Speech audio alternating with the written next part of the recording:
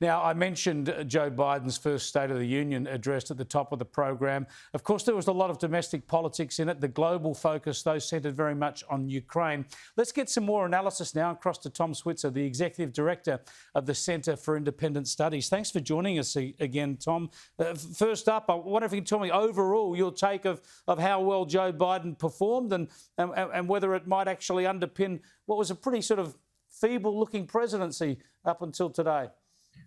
Well, as we've discussed before, Chris, low expectations are a priceless asset in politics, and Biden is often known as being gaffe-prone and making a lot of mistakes and big speeches. But on this occasion, he was quite sound in style and substance, and I think he resonated certainly with his own base and indeed the country on the question of Russia. It's a deeply divided country, the United States, but on this question of Russia, where the president stressed that the Russian President Vladimir Putin had miscalculated by invading Ukraine, and that the US had led a coordinated effort in response to Russian intransigence. That clearly resonates with the broad cross-section of the American people who are very angry about Putin's conduct in Ukraine. Yeah, he certainly focused heavily on that. He announced more sanctions. He announced a banning of Russian flights in American airspace, but he made very, very clear that there would be no US military intervention on the ground in Ukraine. Have a listen to some of what the president had to say. Our forces are not engaged and will not engage in the conflict with Russian forces in Ukraine.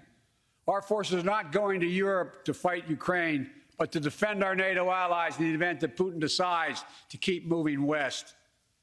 For that purpose, we have mobilized American ground forces, air squadrons, ship deployments to protect NATO countries, including Poland, Romania, Latvia, Lithuania, and Estonia. And as I've made crystal clear, the United States and our allies will defend every inch of territory that is NATO territory with the full force of our collective power. Every single inch.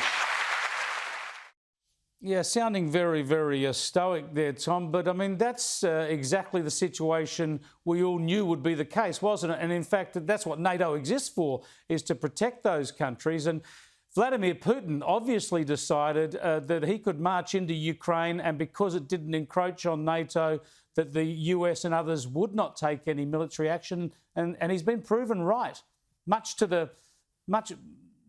ill fortune of the Ukrainian people. Well, the US and the UK intelligence did predict that he would invade Kyiv.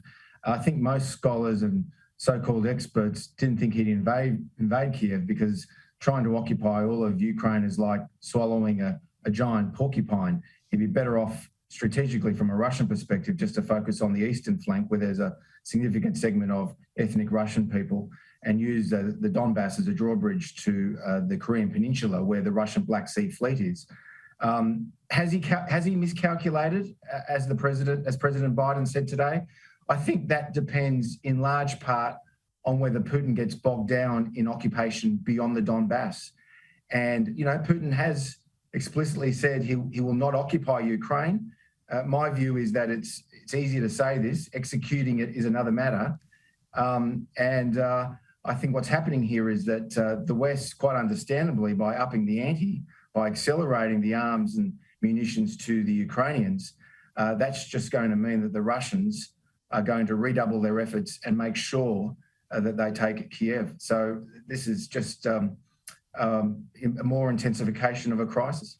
A big double-barreled question to finish with, if I could get a tight answer, though, and that is, are the sanctions, are these economic and financial sanctions likely to do enough to force Putin to rethink his strategy? And secondly, are we worried that Joe Biden could take his eye off the real superpower threat, and that is China?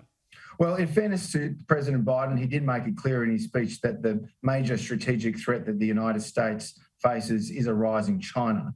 But look, the reality is, thanks to Putin's intransigence, the Americans are pushing back against Russia, and this is just putting the Russians into the arms of the Chinese. Now, there are three major great powers in the world, in an increasingly multipolar world. There's obviously the United States, still the world's most powerful nation, but it's now up against two great powers in China and Russia. And last week, we celebrated the 50th anniversary of Richard Nixon's visit to China, where he successfully exploited communist China, played them off against the Soviets, and that helped ultimately lead to the end of the Cold War. But in this case, Russia and China have never been so close since the early 1960s, Chris. So this is the battle we now face. And the question now is, how far will Putin go? And moreover, how united will Western countries, particularly in Europe, remain in the face of Russian intransigence? So much for the end of history and our 10 minutes of unipolar sunshine. Thanks for joining us, Tom. Always a pleasure, Chris.